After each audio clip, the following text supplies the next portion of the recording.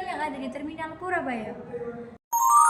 Saya Reva Indoli Standing Room sebagai Dinas Perhubungan. Selamat pagi semuanya, saya ucapkan terima kasih kepada semua pihak yang telah hadir pada forum hari ini. Perkenalkan, saya Miftahul Jannah sebagai analis kebijakan yang akan membantu mengkaji permasalahan kemacetan di kawasan Terminal Purabaya secara objektif dan berbasis data. Perkenalkan, nama saya Vanisha Dwi-Anifa sebagai perwakilan Organda mewakili sopir dan pelaku transportasi umum yang setiap hari beroperasi di lapangan. Perkenalkan, saya Sekara Yudhastianingrum, perwakilan masyarakat pengguna jalan yang merasakan langsung dampak kemacetan di kawasan Terminal Purabaya. Baik, tujuan kita rapat hari ini adalah untuk membahas dan juga mencari solusi dari kualitas pelayanan publik yang telah terjadi di Terminal Purabaya. Mari kita mulai rapatnya. Assalamualaikum warahmatullahi wabarakatuh. Waalaikumsalam warahmatullahi wabarakatuh. Selamat siang semuanya.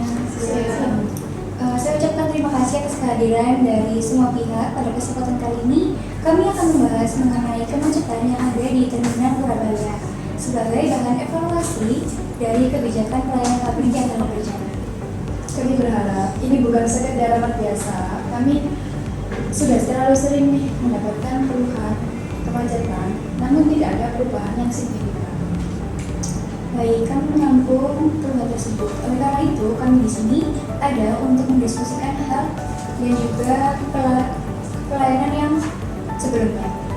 Kalau dari sisi kami, kemacetan disebabkan oleh kepadatan kendaraan dan kurangnya ruang untuk menaikkan penumpang. Selain itu, ada tekanan ekonomi dari satu. Baik, saya mencatat bahwa ada 3 aspek utama. Yang pertama, infrastruktur dan kapasitas jalan. Yang kedua, perilaku pengguna jalan. Dan yang ketiga, sistem pengelola transportasi. Hal ini itu menunjukkan bahwa masalah bersifat kompleks dan membutuhkan pendekatan kolaboratif. Yang kami butuhkan itu solusi nyata. Jangan sampai masyarakat itu terlalu sering dirugikan. Tapi jangan hanya menyalahkan angkutan ini saja, Bu, karena kami juga bagian dari sistem transportasi yang melayani masyarakat. Kami tidak menyalahkan, tapi kenyataan di lapangan emang seperti itu. Baik, mohon untuk fokus kembali, karena kami di sini akan mendiskusikan solusi dari permasalahan tersebut. Konflik ini itu wajar dalam kebijakan publik. Setiap pihak memiliki kepentingan yang berbeda. Jadi, tugas kita di sini adalah mencari titik temu yang adil dan juga efektif. Dan di sini saya mengusulkan beberapa alternatif kebijakan. Yang pertama itu rekayasa lalu lintas atau one way. Lalu yang kedua ada penataan titik ulang naik turun penumpang. Lalu yang ketiga ada penggunaan teknologi monitoring lalu lintas. Dan yang terakhir ada edukasi dan sosialisasi kepada masyarakat. Usulan tersebut akan kami terima, tapi kami juga harus mempertimbangkan apakah kebijakan ini dapat diimplementasikan dengan baik. Kami mendukung, tapi mohon diperhatikan kondisi di lapangan. Jangan sampai kebijakan justru memberikan sakit. Kami setuju dengan adanya kebijakan ini, asal dilakukan secara konsisten dan tidak setengah-setengah. Baik, karena prinsip kami kebijakan harus efektif, efisien, dan juga keberadilan. Kami akan melakukan uji coba selama 1 bulan dengan kebijakan ini.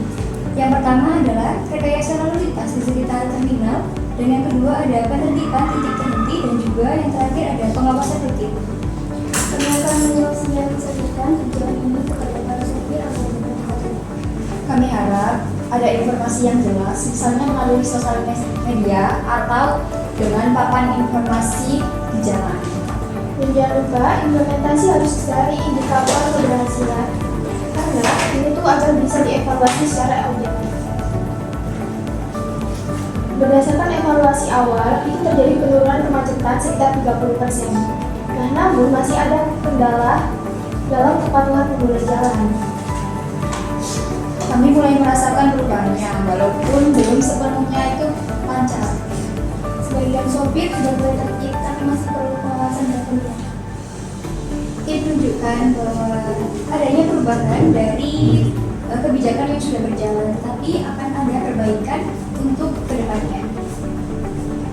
Karena kemacetan bukan hanya masalah pemerintah, tapi juga masalah manusia. Jadi di sini kita bisa untuk berkolaborasi untuk menyelesaikan masalah tersebut. Ya, kami siap mendukung kebijakan yang adil dan realistis. Kami berharap juga perubahan ini bisa terus berlanjut. Kunci keberhasilan kebijakan publik di sini adalah kolaborasi, konsistensi, dan juga evaluasi berkelanjutan. Setuju. Pelayanan publik yang berkualitas lahir dari kebijakan yang tepat, implementasi yang konsisten, dan juga partisipasi aktif seluruh masyarakat.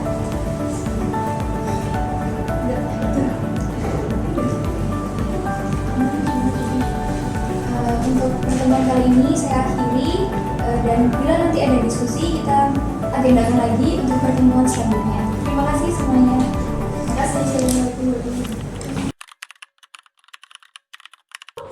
Kami berharap hasil diskusi ini benar-benar dapat diterapkan di lapangan dan tidak hanya berhenti sebagai wacana.